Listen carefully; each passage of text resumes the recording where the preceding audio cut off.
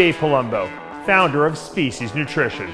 I created Species Nutrition with one mission in mind: to provide bodybuilders and serious athletes with no-nonsense supplements that work and are backed by science. From my earliest bodybuilding days, I believed in only putting the best in my body, and that lives on in the Species Nutrition line of products. We use only top-of-the-line formulations dosed for maximum results and the best flavoring systems available. I put my name and reputation on every bottle of Species Nutrition products. If you want to be your absolute best, join the evolution. Palumbo here with Iain Valliere and Wesley Vissers, and we're about to do the wrap-up of the 2025 Mr. Olympia Finals. What a show, guys. Derek Lunsford completes the Triple Crown. He wins the Arnold. He wins the Pittsburgh. He wins the Mr. Olympia. And, here's Coach of the Year. Come here. Get over here. The Coach of the Night. 2 wins in the second place. You got Ramon Dino winning Classic. You got Derek Lunsford winning the men's bodybuilding. And you almost had the Triple Crown of the Classic Physique as well. Ali Bilal finished second. And I hear you're a psychiatrist now. I'm happy for Ramon Dino because I've been his coach since he was an amateur. And my son is a professional bodybuilder. That's right. And he did that in 18 months. Yeah. And the way he did it is that he was in high school and he came to my office. He was lifting weights for like a few weeks. And he said, "Dad, everybody knows Chris Bumstead in high school. Do you know who he is?" And I swear to God, I was on my computer and I said, quote, "Yeah, I have a guy who's going to beat him." And my son said, "What do you mean?" I said, "Well, he hasn't got his pro card yet, but he's going to get it, and he's going to beat Chris Bumstead." And he never did. But the full circle is stunning because, well, that didn't come to fruition.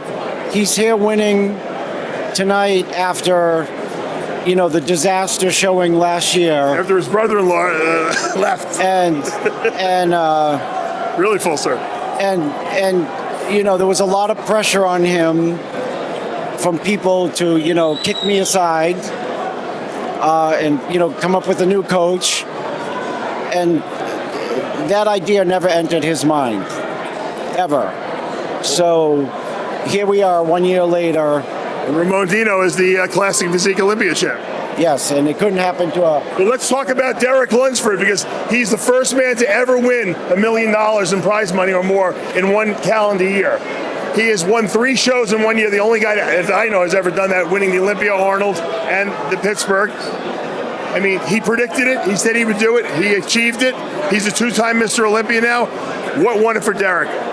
The good combination of size and fullness as well as conditioning. I think he brought up his legs to balance the physique out a lot more, which I think helped him tremendously. I think it was just an overall good package. I think he overpowered Hadi a bit with the muscularity. And then from the back, I think he still had that crisp conditioning enough to separate himself there as well. Hadi came back really good tonight compared to yesterday. It made it a much tougher battle, I thought. And what do you think won it for Derek? His consistency in presentation also. As after a while, when I did so many rounds back to back, you saw that I did not expect, but Hadi started to fade in his presentation a little bit. His control of certain poses, even his stomach a little bit sometimes, where Derek stayed consistent the whole time. And that was incredible to see. That's a true champion's mindset.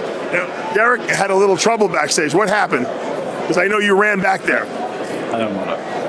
He had some. I don't want to. Dave, something happened.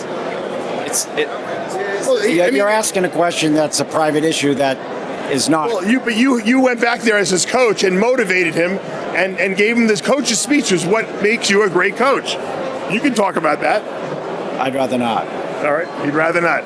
Let's talk about Hadi Chupin. Yep. Wasn't as full last night.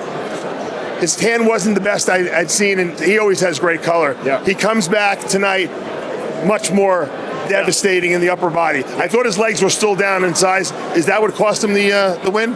Yeah, I mean, I think, obviously, like I just said, in the back, I mean, Derek is very dominant. And I think that sweep on the right quad, like we talked about yesterday, is down a little bit. And then the hamstrings from the back are definitely down.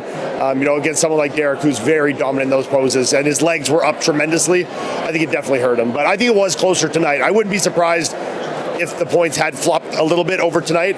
Was Derek better tonight or worse? I think he was about the same, maybe a little bit better when he first came out. I thought by the end he wasn't quite as good.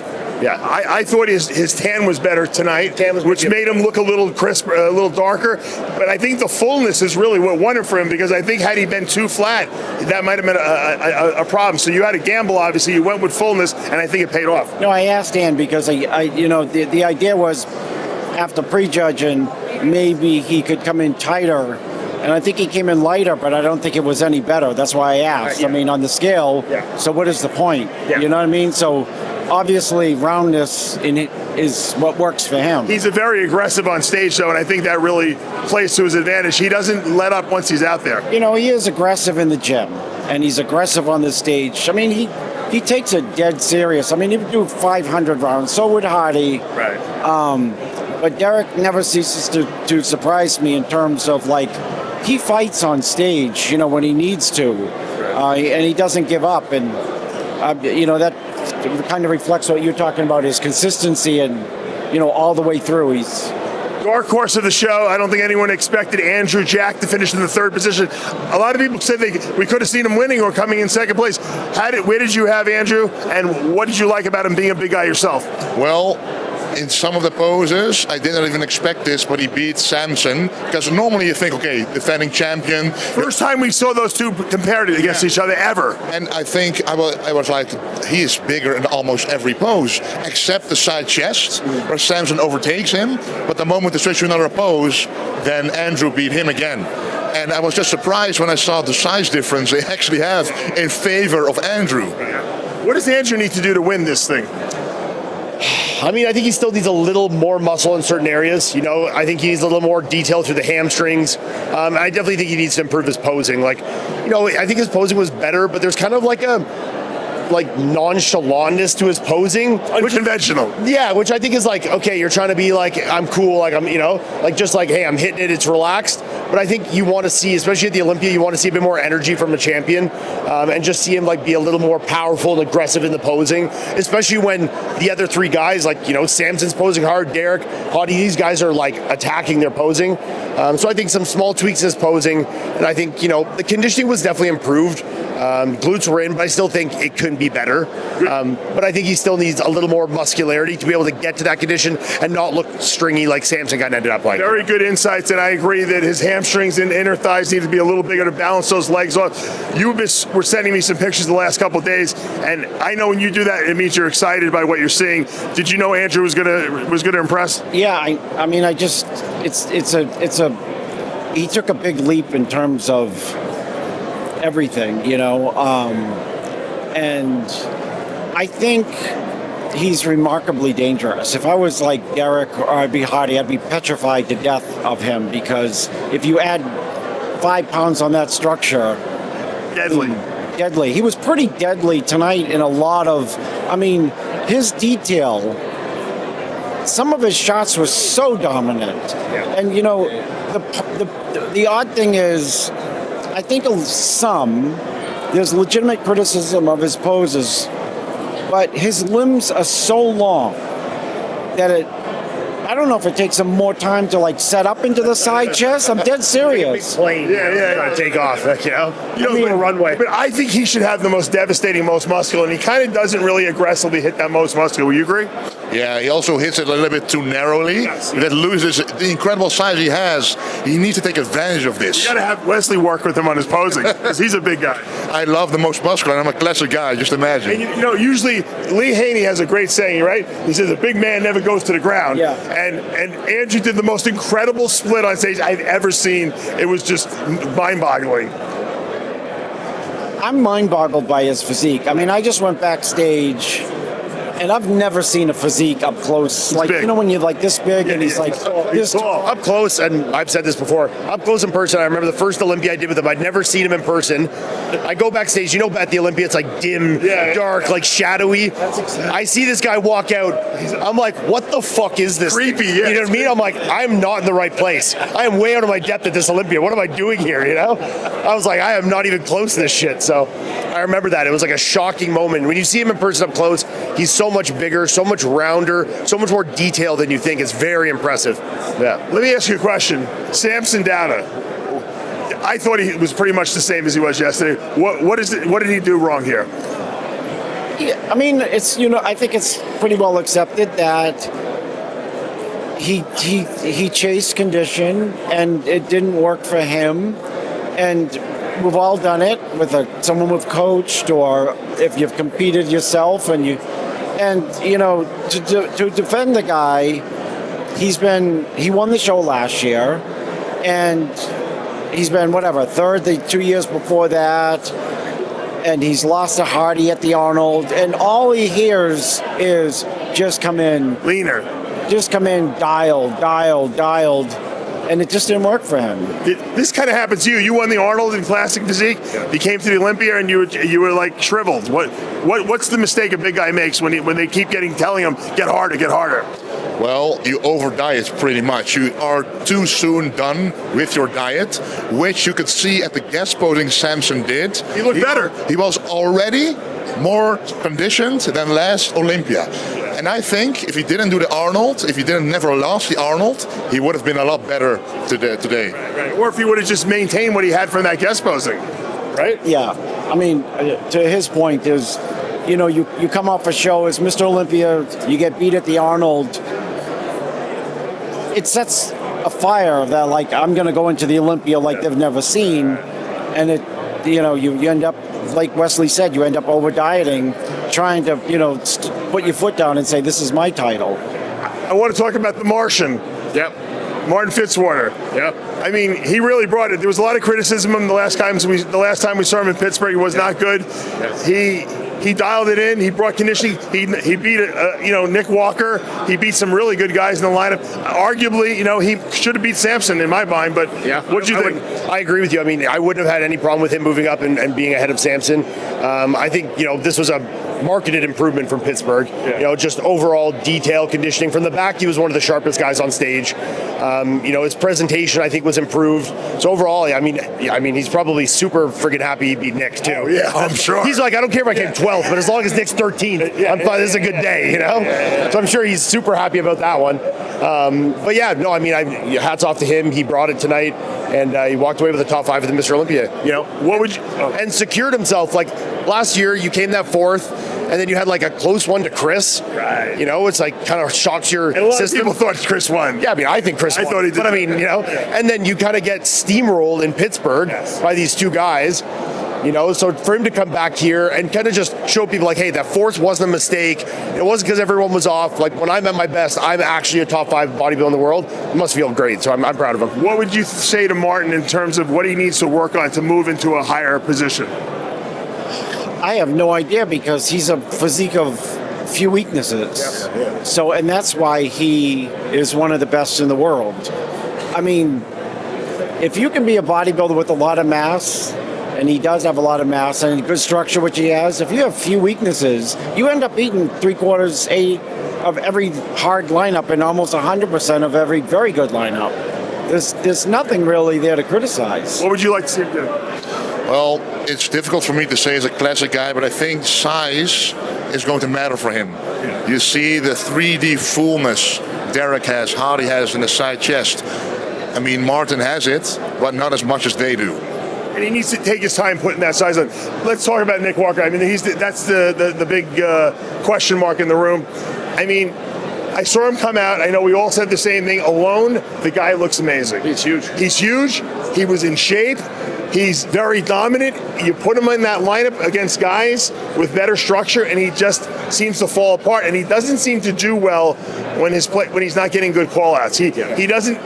hold it together mentally, it seems. No, and you saw it in his posing, and his just overall demeanor was definitely diminished. Yeah, but you're right. I mean, when he came out, when I first saw him come out in prejudging, I was like, damn, Nick brought it. Yeah. But then I see him in the group, I'm like, you know? Like, it was kind of, you know, his structure, I think his waist is a problem. There's no doubt about it. I think he made a better call today, which we were actually talking about yesterday. I was like, he's doing this weird thing, like half hitting his abs, like make your mind up, either pull it up or hit it, like, because it looks like you're trying to hit it, but you can't, so it just looks washed out. He actually sat on today, which I think was a bit of an improvement. But it's tough, man. Like some of these guys have such beautiful structure and such good flow. There's just some things you just can't overpower with size, you know? I thought he looked great, and, you know, I think he did as good as he can do. He's probably going to finish in the 6th position. What would you advise Nick at this point? I don't know. I don't know what I would advise him, because he has what he has. You know, his strengths is the freakiness. He's the most popular guy in bodybuilding, let's face it. You know. At some point, when you keep getting bigger, even though you're known for your mass, it doesn't help. And here, I thought he was just too big, which is bizarre because it's bodybuilding. Was he fat? No. Was he watery? No. Was it? Yeah. I mean, so. You know, it's hard to. I mean, what do you do? What do you do? You know, I want to win the show next year. What is your advice? Yeah. But you know what the truth is? When it's Nick versus one other guy, like Derek, say that. He looks way better because you're only comparing with one guy. Yeah. When you have 5 guys with awesome shape and structure, he gets exposed. And in his lineup, he's kind of the odd man out, because really no one in that group has, especially in like, you know, like you stand next to him in like a front lat, you kind of see this and you're like, you know, some of these shots where there's not a lot of shape and flow to it, and his muscularity is kind of doesn't even, it's a bit diminished in its appearance because of the shape, you know, like the front lat. So, you know, there's a couple shots where it's like you're looking at him on this shot, it's good, and then you're like, look away, you know. My advice to him would be, no matter what you call it, is you got to keep that Nick Walker energy on stage, because that's what the fans want, that's what the judges love, and you know what?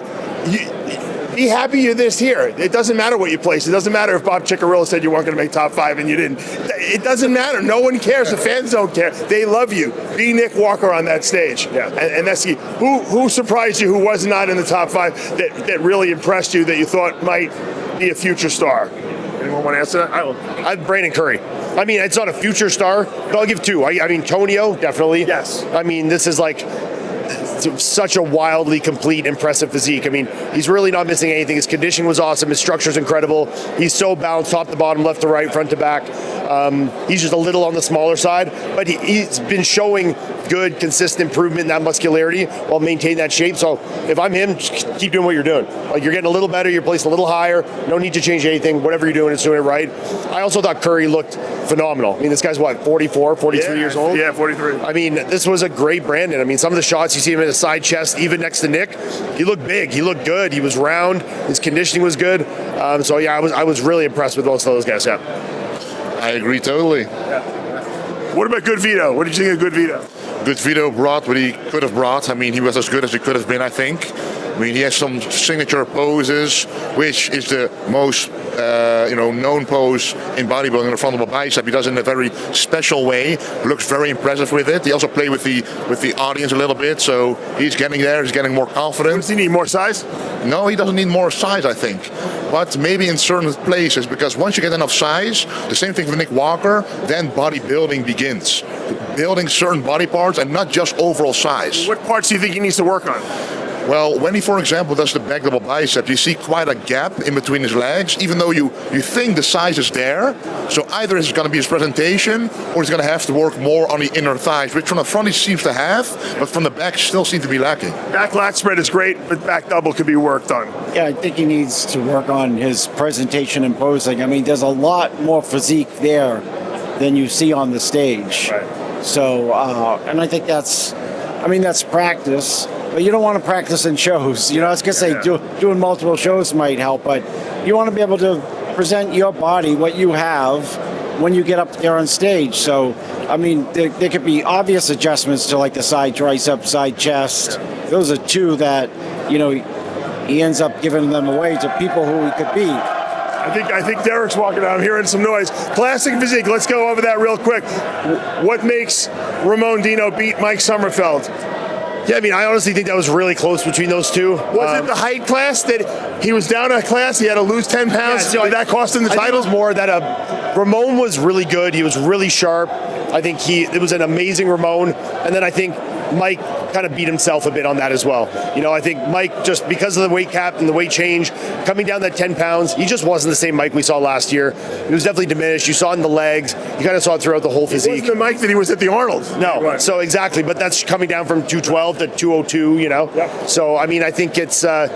you know, you kind of see why he was really advancing in that class is because he had 10 extra pounds that he shouldn't have had, you know? So, he, you know, now it's when he's kind of brought back down. His legs didn't look as dominant as they normally Well, do. exactly. So, you know, I think it's kind of he's brought back down to the playing field here. And I still think he looked incredible. His condition was excellent, but it just had that, like, you know, that look of when you see guys that have been brought down hard for a cut and then fill back up.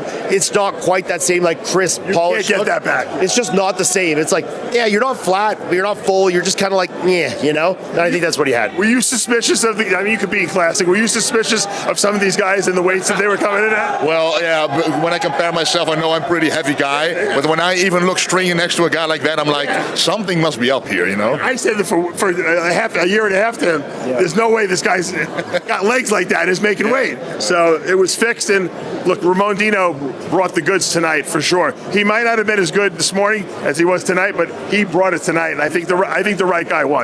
Yeah, it was just, I mean, it's a feel good. He's been at it so long, and to get him to the weight in a better way is really, really hard. So when you were talking about bringing someone down and bringing him back, he's never had like the look that I've always wanted, because I know what he looks like 5 or 6, 7 days out. You say, this is incredible, but you have to still come down. It doesn't matter what you do, eat, this and that. You can't come back. Right. So this time around, I think that he actually allowed himself to get smaller early on. So there was just so touch and go to the weight. It was easier for you to bring him down. Yeah, so that he could just like glide into the show. He looked great. Congratulations. Good job with him. Let's talk about men's physique. Ali Bilal versus Ryan Terry. Ryan was 2-time champion, now 3-time champion. Yep. What won it for Ryan? I think just overall conditioning. I mean, his midsection, he hits that straight on, and the back especially. Yeah. You know, the detail and depth and just overall freakiness to that back, I think, is much more impressive. I think Ali was amazing. Yeah, from the front, you could make a very strong case there. And if anything, this Ryan actually looked a little bit downsized to me. So I think it was pretty damn close. But yeah, I think that back and just that overall crispness, dryness, hardness is what put him over the edge. I would say conditioning won it for Brian. I mean, that's the only thing I could think of, because I thought Ali had a better physique. I looked at it like one wins the front, one wins the back. Exactly. Yeah. Ryan's got a tremendous back. And when I think of men's physique, I think that a distinguishing part of the contest is when you're looking at the judges. So in my mind, I would weigh standing relaxed from the front a little bit more than what you have from behind, if that makes sense. So in that context, I thought that Ali might pull out the win. He's got the best abs I've ever seen. And let's face it, they're ridiculous, right? They're amazing. Every time he's at the weigh-in, he shows them. I'm a little jealous. It is unbelievable. Yeah, I'm very jealous. and he knows he's got good abs, so he's not afraid to say. No, he's not at all. Yeah. Hardy may have the second best. Yeah, Hadi might have second best, right there behind Ali. Well, look, it was a great show. Hadi wins the People's Choice Awards, or People's Champion Award, I should say. He got a nice belt for that. And the prize money was great for Classic. Yeah. $100,000. You got to be pretty psyched about that. I'm looking at Iain for a bit, because didn't Seaman have something to do with this? I'm not sure what the involvement. I know they spoke about it last year. Maybe there was some involvement. I honestly don't know, so I won't speak on it. Okay. It wasn't their company giving more money? I'm not sure. Yeah, I know they had spoken about it last year, and Chris had said at the press conference, but I don't know if that was part of this or what it was. I actually have no clue. So who's ever responsible for a good move, Classic Physique champion gets $100,000. How much of that do you get? 10%. I don't take people's. Oh, that's right. You don't take people's money. There are a couple other coaches that do, though, right? That's just like thievery. Yeah, no, we're not going to talk about that. Anyway, it was a great weekend. I want to thank Dan Solomon for giving us awesome seats, access to everything we needed. Jake Wood, phenomenal production here. I hear we're staying in Vegas next year. I don't want to reveal anything until they reveal it. How much did Derek win? 600. Oh, they didn't change the price much. 600 and 200 for second, yeah. Right. Is Derek doing the Arnold? 750 grand. Right now. I would not listen. I will bet 600,000 that he will ask me tonight. Yeah, I think so too. Because he's. What do you think? You think we'll see Derek on that stage? Well, that will be something very unique. I know we'll see. I know we'll. Oh, look who we got behind us here. Hold on. So you got to come, man. Dave Palumbo with a huge crowd of people here at the Resorts Hilton. We're going to sign off for tonight. Thank you, Iain Valliere. Thank you, Chris Aceto. Thank you, Wesley. John, get over here for a second. I wasn't able to grab Romano. He was. It was so good to see you this weekend and hang out with you. We did some very fun videos that I know people are going to really enjoy. We'll put up. I hope so. It was worth the suffering. Did you think Derek deserved it? In the end, yes, I did. No one really knows what a victory that really was. First of all, you have the deepest field ever in the sport. First time in history, 4 Mr. Olympias are on stage at one time. Everybody looks amazing, even the rest of them, okay? And, and he's, as he admitted, I was backstage and I saw how he was feeling at the end. The cold sweats, the jittering, the anxiety and everything. He's pacing back and forth. And that's a lot to deal with. I think it's harder mentally than it is exactly. And that is what I'm getting to. That is what I witnessed firsthand, is why I'm saying nobody knows really what a victory that really was, because he was not having it. The diametric opposition was Andrew Jack and Derek. Andrew's so laid back. Andrew was just smiling and having a good time. Derek had pressure on him, man. And Derek had the pressure on him, and he ate it, and he did it, man. And that's why I'm saying that victory was way more than just a first place. That was a war he fought. He had a heart of a champion tonight, and Derek Lunsford is Mr. Olympia. I'm Dave Palumbo with John Romano. We'll see you next year.